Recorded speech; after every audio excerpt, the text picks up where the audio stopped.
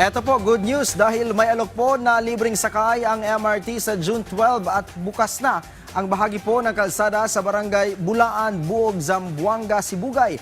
Matapos po na maapektuhan ang pagguho ng lupa dahil sa malakas na ulan noong Hunyo 4. Nagbabalik po si Floyd Brenz. Maghahandog ang DOTR MRT-3 ng libreng sakay para sa lahat ng pasahero bilang pagdiriwang ng Araw ng Kalayaan sa June 12, 2026. Maaaring makapag-avail ng libreng biyahe mula 7 a.m. hanggang 9 a.m. at mula 5 p.m. hanggang 7 p.m. Sa buong linya ng MRT-3, layunin ng programa na makiisa sa paggunita ng kalayaan ng bansa habang nagbibigay ng ginhawa sa mga commuters.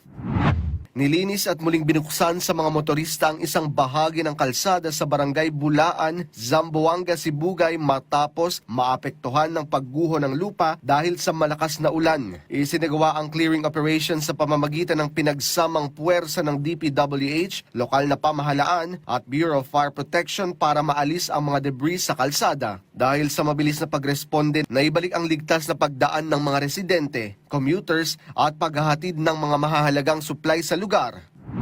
Nakiisa naman ang DPWH Central Office of Regional Office 4 sa Brigada Eskwela 2026 sa Mayapa Elementary School sa Calambas City, Laguna bilang suporta sa nalalapit na pagbubukas ng klase. Namahagi ang ahensya ng pintura at 350 school supply kits para sa mga mag-aaral ng kindergarten at nakibahagi rin sa pagpipinturan ng mga silid-aralan. Layunin ng aktibidad na matiyak ang maayos, ligtas at kaaya-ayang kapaligiran sa mga paaralan alinsunod sa direktiba ng pamahalaan para sa maayos na pagbabalik eskwela.